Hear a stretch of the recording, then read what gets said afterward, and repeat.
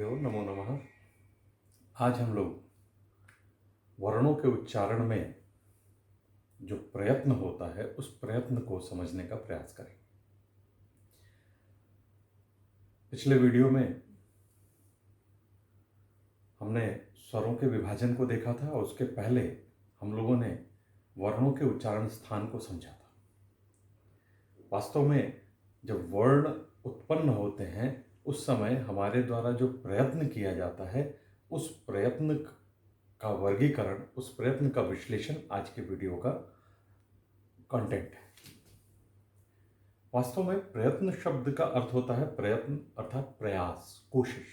किसी भी कार्य को करने के लिए हम प्रयास करते हैं। वैसे ही जब हम वर्ण की उत्पत्ति करते हैं, जब वर्ण का उच्चारण करते हैं, तो उस उच्चारण में भी हमें प्रयास करना पड़ता है।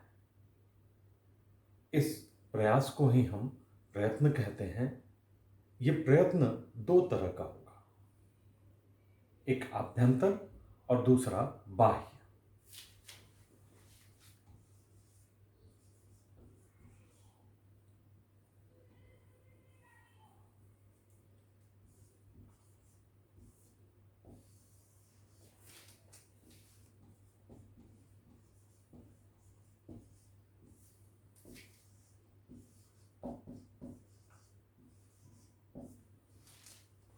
अब ये आभ्यंतर प्रयत्न क्या है, बाह्य प्रयत्न क्या है, इसको हम लोग समझें।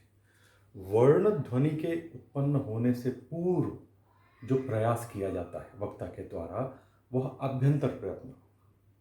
और वर्ण ध्वनि के उत्पत्ति के समय अथवा उत्पत्ति के तत्काल बाद जो प्रयास वक्ता के द्वारा होता है उसे हम बाह्य प्रयत्न के नाम से जानते हैं। ये आभ्यंतर प्रयत्न 5 हैं, इनकी संख्या 5 है, और बाह्य प्रयत्नों की संख्या 11। कौन कौन से आभ्यंतर प्रयत्न हैं हम लोग इसको देखें। पहला है स्पृष्ट, दूसरा है ईषत् स्पृष्ट, तीसरा विवृत, चौथा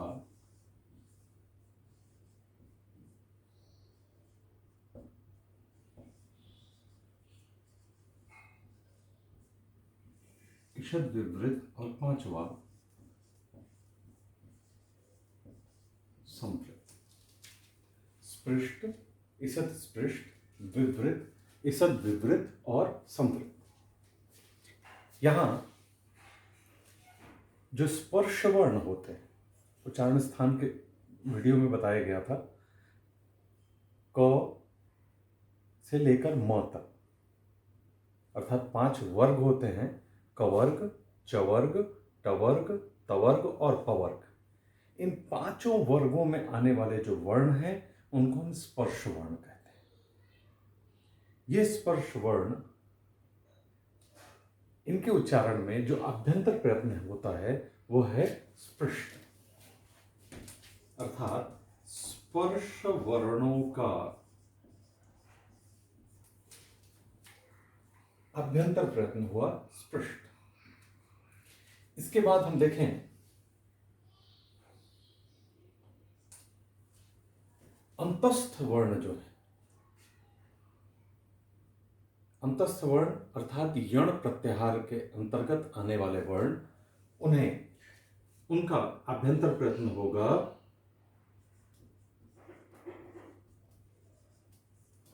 ईषद स्पृष्ट।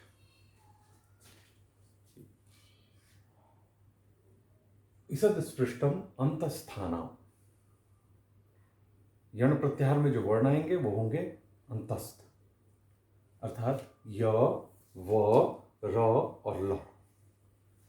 इसी प्रकार विवृत स्वरों का होता है। ईषद विवृत जो ऊष्म वर्ण है, ऊष्म वर्ण अर्थात श, श, स और ह।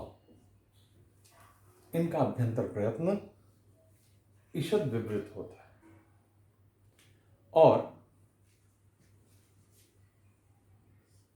स्वरों में ही ह्रस्व अ जो होता है उसका समृत माना गया है। यहां ध्यान देने की बात है कि ह्रस्व अ के वर्ण के प्रयोग के दशा में उसका अभ्यंतर प्रयत्न विवृत ही माना जाएगा। केवल ह्रस्व अ के उच्चारण के समय उसका अभ्यंतर प्रयत्न समृत माना जाता है। अर्थात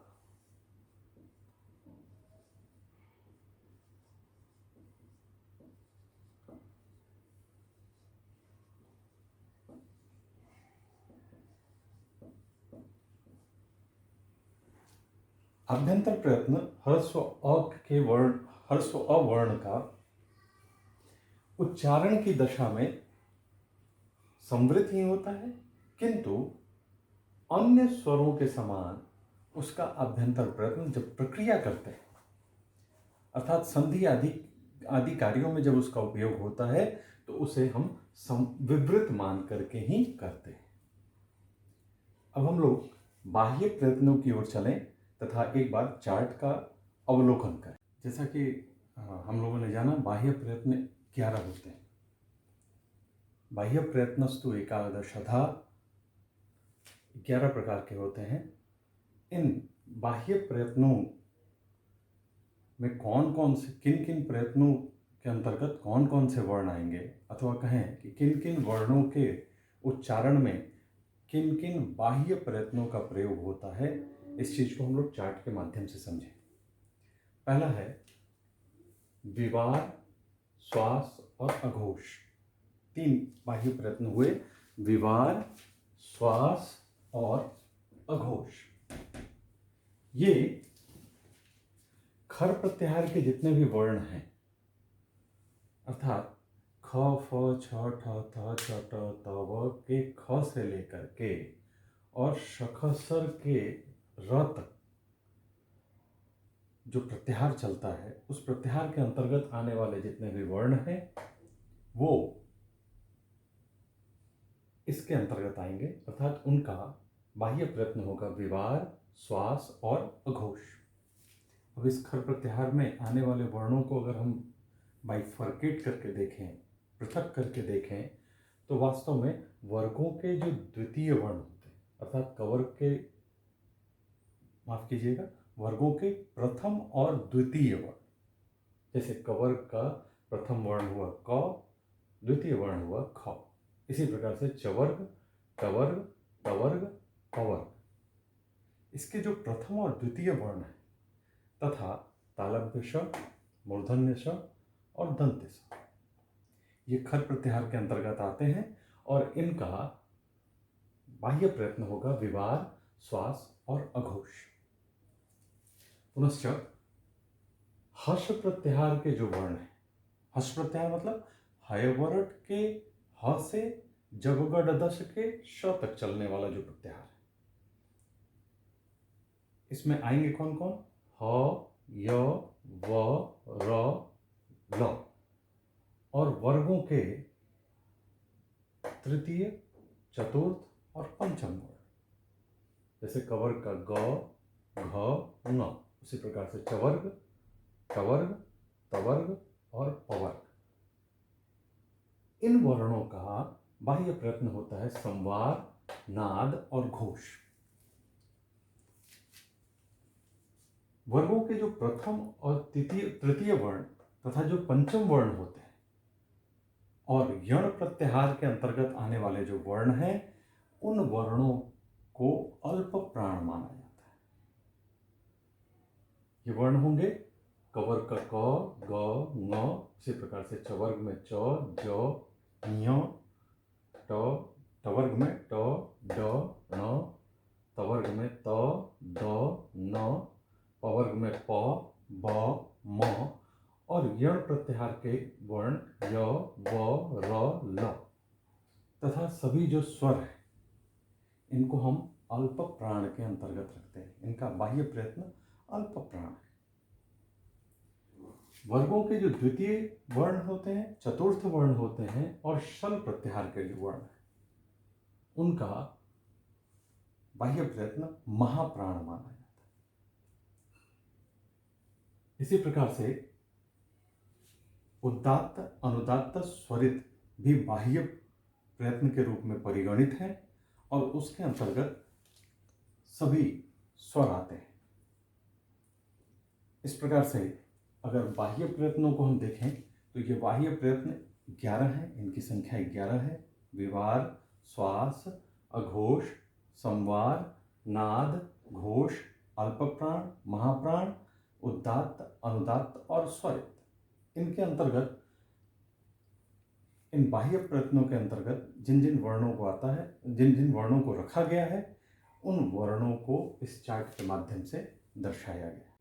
इस प्रकार से आज के वीडियो में हम लोगों ने वर्णों के उच्चारण में जो आभ्यंतर प्रयत्न और बाह्य प्रयत्न प्रयुक्त होते हैं उनके विषय में अध्ययन किया। अगले वीडियो में हम लोग संधि का अध्ययन करेंगे। धन्यवाद।